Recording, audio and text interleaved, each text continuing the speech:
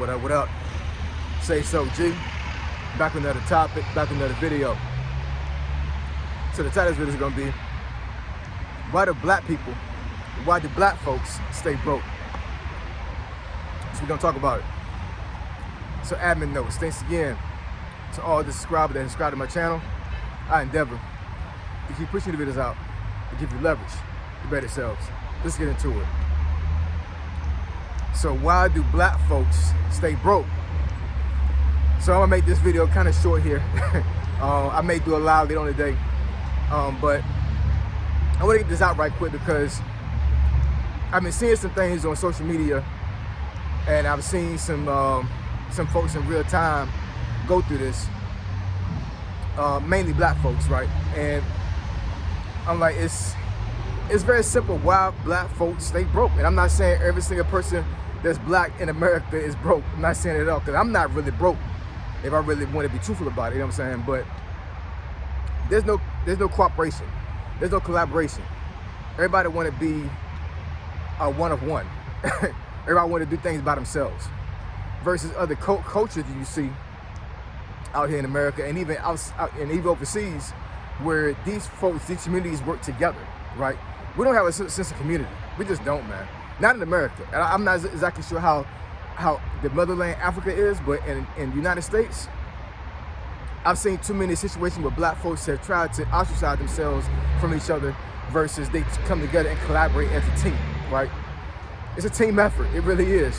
When you see other ethnic groups in America, like folks from the Arabic culture, folks from the Hispanic culture. I even asked one of my Hispanic homeboys one time, like, and I wasn't asking this to be funny. I literally asked this guy a couple years ago. He was one of my coworkers, and I said, why do I see so many Hispanics living in one house in areas around here in the DMV? And he said it's a survival tactic. It's not necessarily, our culture doesn't pride ourselves doing things on our own, right? We pull all of our money together. We try to build something. And he said he has two uncles that did the same situation, did the same thing. They came over to America, and they wound up actually getting some stuff together with some other folks. And they came through, and they I think one house, he said, was like 19 of them, and then the other house was like 27.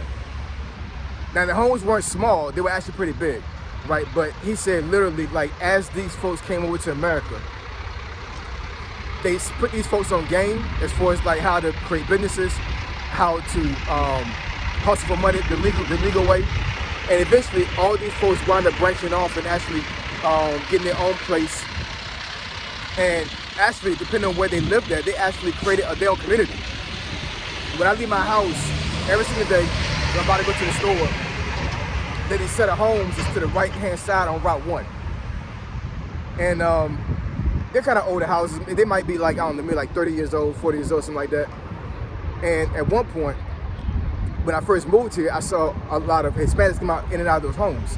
Then eventually I saw two other homes get built. So what happened was, another Hispanic family came over here to the States, and it was one family and a couple other folks where they got together, were living in one house, and over a 30-year span, they actually created a whole community, bought the land, and started building homes on that land. Why can't we do that as black folks, man? I mean, I don't understand, man. Why can't we do that? A situation happened some years ago. Actually been a while now, it's been over 10 years now. But long story short, I had a family member that came to live with us. They were going through some stuff, and I said, well, I'll help you out, you know what I'm saying? You come through and chill out, you know what I'm saying? You don't gotta pay your rent right now, but eventually if you stay long enough or whatever, then we'll sit down and have some talks about the stuff, you know what I'm saying? So eventually, they stayed long enough to we had to start to pay rent, and it was no issue at all. The issue was that eventually I suggested to this family member, whatever, that why don't we just pull our money together and actually build something, as far as like buy land, get a house. This is before I bought a house that I have now. And within like a month, he was gone. And I'm like, okay, I mean, that's totally fine, you know what I'm saying? But the person right now is hurting right now. You know what I'm saying? I'm not saying, I'm not gonna say who it is, whatever, but the person that I'm talking about, whatever, actually, they're not in a good financial position right now. And I'm assuming they don't want to come to me anymore or whatever, because I helped them out before and they kind of like didn't take my suggestion. I'm not saying they should have taken my suggestions for like building something together, but it seemed so offensive to him when I even suggested it. You know what I'm saying? And I'm like, yo, that's the mentality I think a lot of black folks have, man. You know what I'm saying? Like, it's like you don't want to collaborate with anybody to get yourself to a certain point. And once you get to a certain status you want to get to, it's like, oh, I'm not gonna help you. You know what I'm saying? Like, I did it on my own. It's like almost like a pride thing. You know what I'm saying? Like, I shouldn't help you because I did this on my own. You know what I'm saying? So why should I put my neck out there for you? Because I'm assuming the person thinking the person is lazy, and they're like, you know what I'm saying? Like, hey, once again, I didn't ask for anybody for any help. I didn't collaborate with none of my family members or anybody that was my color. I did this all on my own. I'm proud of myself that I did this on my own. So damn you, I'm not gonna help you out. Other coaches not like that, man. They're not. And we're gonna always be behind the 8 ball when it comes to wealth, when it comes to other things we wanna have in life, because we have this mentality.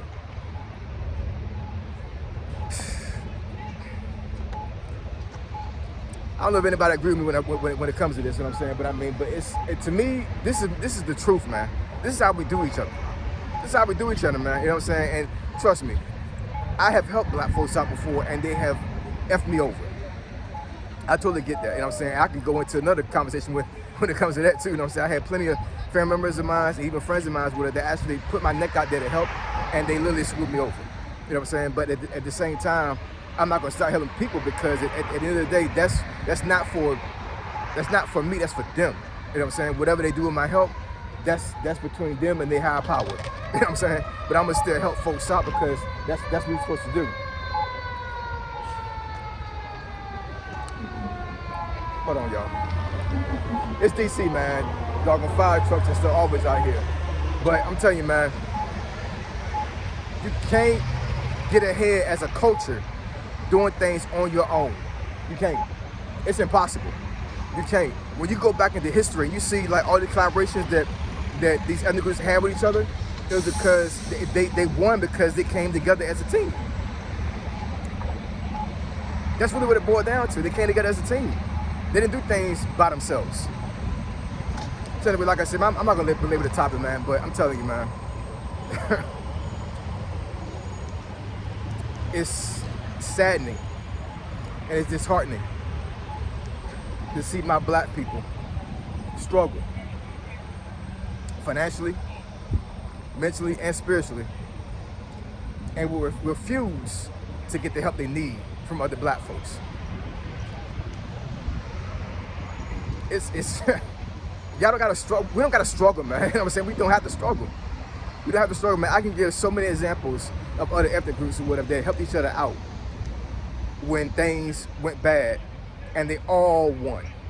Versus, I'm trying to win on my own, and if you don't win like I won on my own, then you ain't nothing. You're crap. You're weak. You're you're insignificant. That's how we treat each other, man. You know what I'm saying? Like when one of us win, it's like we look down on the other ones and say like, hey, I won. How the hell you didn't win? Anyways, I appreciate y'all. I love y'all. I'll catch y'all next video. Say so, G. Signing out. I'm gone.